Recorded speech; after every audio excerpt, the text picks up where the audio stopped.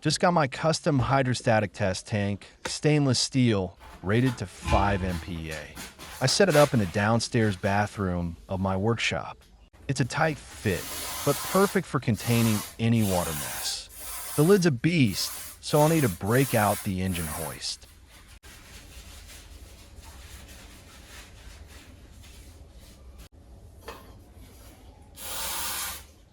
Alright, first let me talk about the lid on this hydrostatic test tank.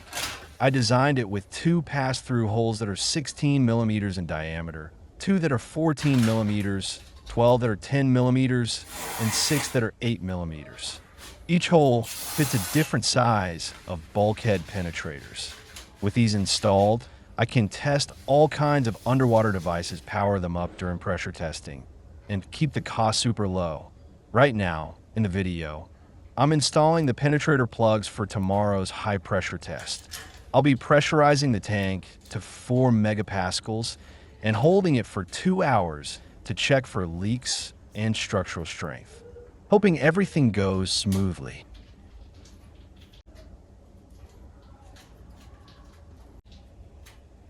If tomorrow's test goes well, I'll be running pressure tests on all kinds of ROV devices over the next few days, like aluminum watertight enclosures with quartz glasses, underwater thrusters, cameras, GPS antennas for surface use, and LED lights.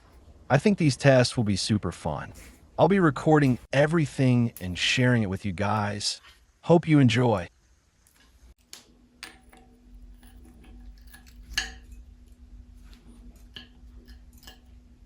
If you're into this kind of content, make sure to subscribe and give me a thumbs up, really appreciate it.